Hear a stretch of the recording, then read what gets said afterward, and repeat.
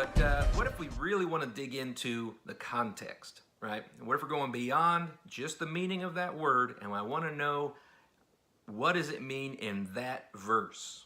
Not, it can mean this here, it can mean this there, but in that particular verse, what does it mean, and is it different? That's when you're going to need another and more in-depth resource called a lexicon. And so I got this lexicon here, and a Greek to English lexicon of the New Testament. What it does, this one is coded with Strong's numbers, so it uses the same numeric coding system that the Strong's Concordance uses, only it's going to break it down even further. So we're going to take that one word, strong, Romans chapter 1, verse 11, that same word we've been digging into, and we're going to look at it in its context, where it is located at in the Bible, what does it mean right there? And this is probably one of the safest ways to interpret the meaning of a word from its original language. It really is. Even if you're not a Greek student and you've not studied it out, if you get a lexicon and you learn how to use it, then you can see, oh yeah, I really wanted it to mean this because that would have helped my sermon. That would have helped my instruction, but it doesn't. In this particular location, it means this. And I have to be a fair student of the word and make sure that I interpret that properly. So let's dig into the lexicon and take a look at what it has to say. All right, now we're looking at the Greek to English lexicon of the New Testament. And it says here that it's coded with Strong's Concordance numbers. And so that's important to remember, because once you open this up, you're going to find all of the headings are in Greek. This is a mess. How do you find anything? Well, you have to find the correct Strong's number. Remember that 4171? All right, got it marked here. And so let's see if we can find that. Or 4741, right? There it is. And then if you look here, there's sterizo. Oh man, look at all this information. It can be very daunting if you're not a student of the Greek language. But if you just kind of carefully look through here, what we're looking for is that Romans chapter 1, verse 11, to see if we can find that. Let's take a look. What you want to look for, see this A? All right, that is the first definition. To make stable, place firmly, and to set fast. And we're trying to find that Romans chapter 1. I don't see Romans through here. So we're going to have to go to B, which is to strengthen, to make firm, right? To render constant and to confirm in one's mind, to establish. And then is Romans 1:11 in there? There it is. Romans 1:11. And for those of you who don't know your Roman numerals, this is going to be tricky for you. As you can see, here you've got, what is that, Acts 18 that we've got there. So verse 23. So you're going to have to learn your Roman numerals to read this a little bit. But we could find that Romans 1:11, right? And that come underneath this second definition, which is definition B, which means to strengthen, to make firm, to confirm in one's mind. And so now we can look at what the Lord was saying specifically in that verse in Romans chapter 1:11, that Paul was saying he wanted to impart a spiritual gift to make you strong, to render you constant, confirmed, and to confirm it in your mind, right? So that you know for sure that you are empowered by the Lord. And so pretty good stuff there, right? Wow, look at that, right?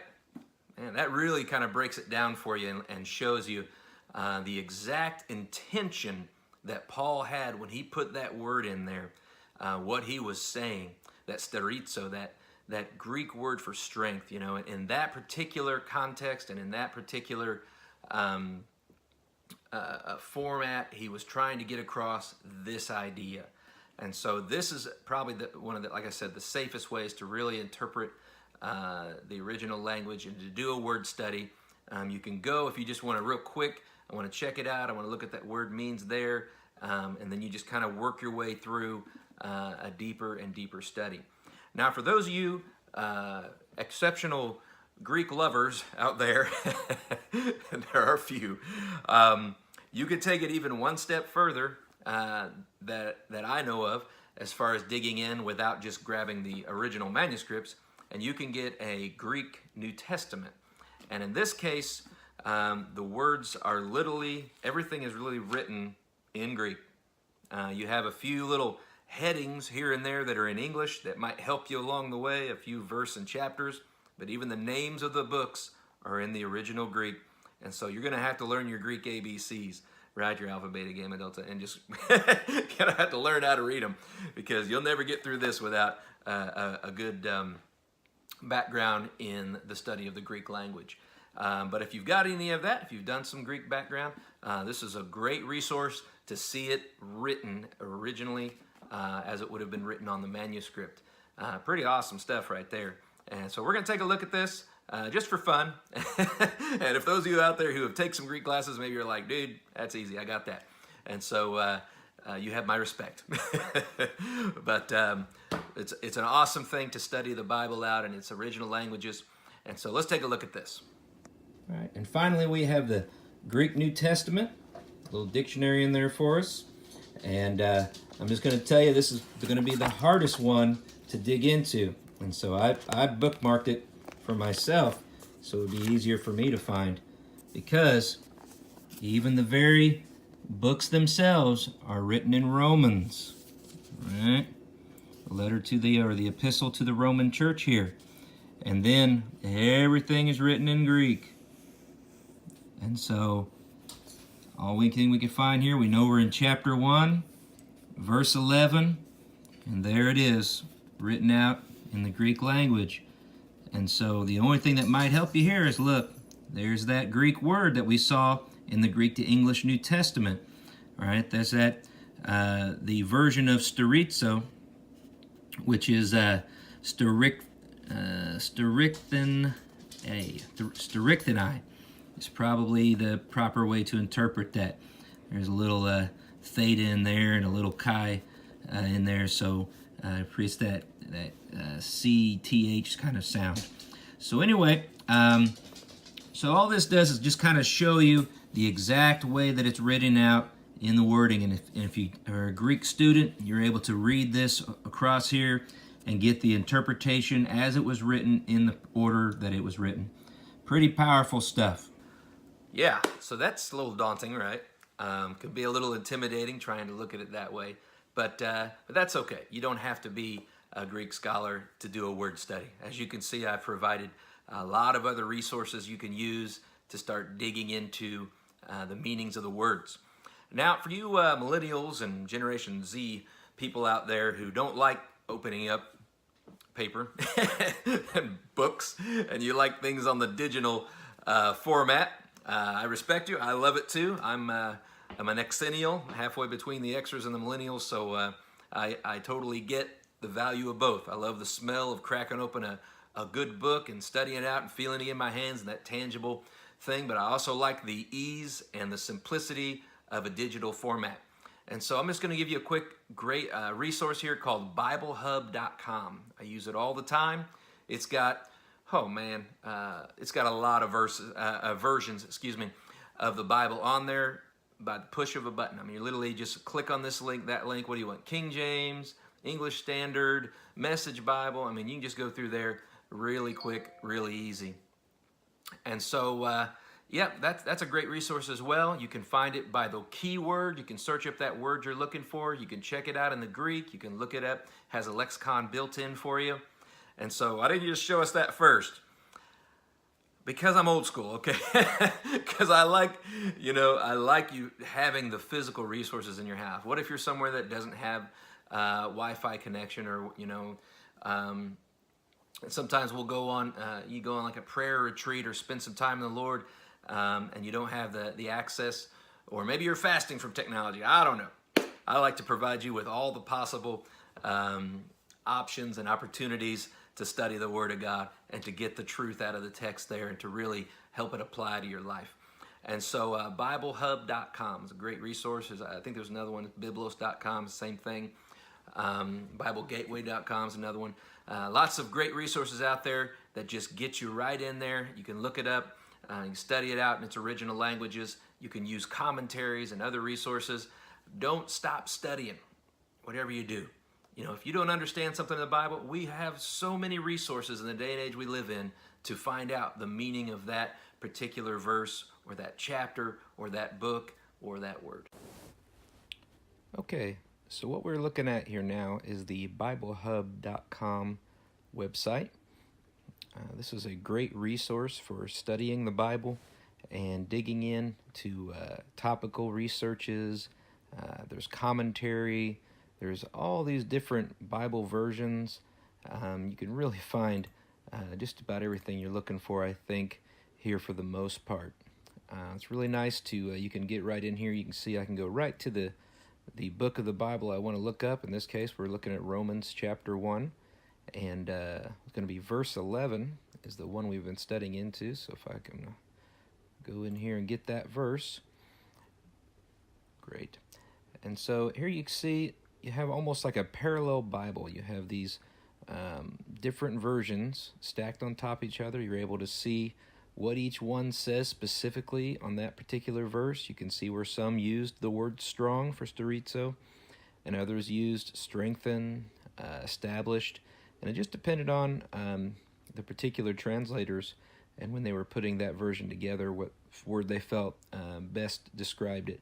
And so we're going to dig into what we've been looking at, and that's the Greek. So I'm going to show you a quick way to study what we've been studying through the books, the concordances, and the lexicons using this resource. And so right up here you can see where it says Greek.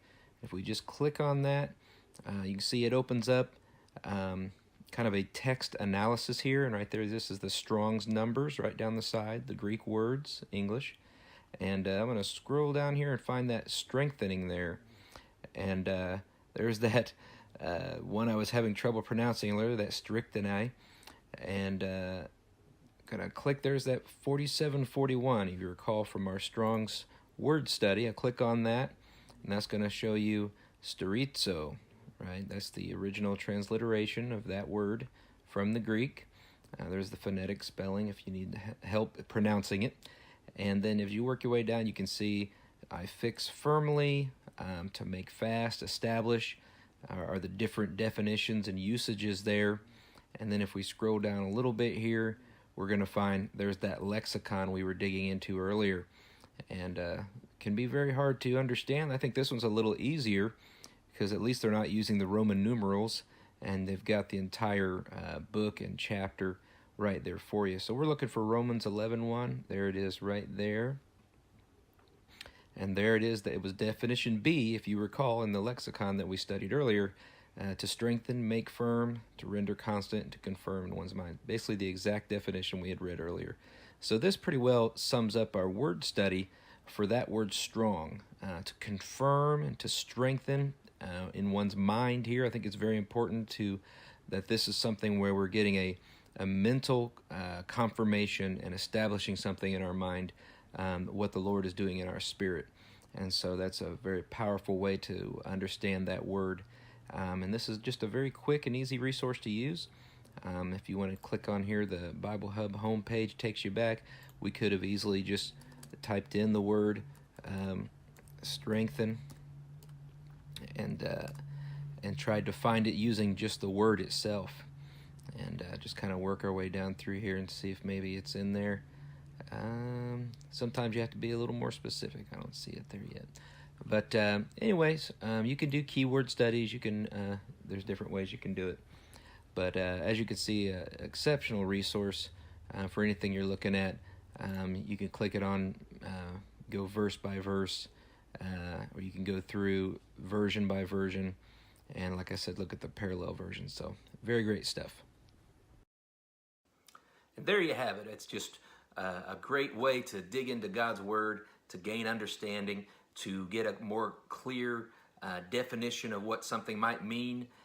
Might just revolutionize your life, you know, when you start thinking about how that word is that much deeper than what you originally imagined, and how God was speaking something 2,000 years ago to people. You know, it can impact you quite powerfully in that language. And so that's all I wanted to do today. Just wanted to give you some tools to get the truth that's in the text, to really study the scriptures out. And I hope someone has been blessed by this and encouraged. And if you want to use this resource, this video here, maybe as a Bible study tool to kind of help others come along, you're more than welcome. Please share it and bless somebody else with it. So this is PC with Truth Text Ministries, praying that God blesses you with your study in the scriptures and that you will always enjoy and love God's holy word. Have a blessed day.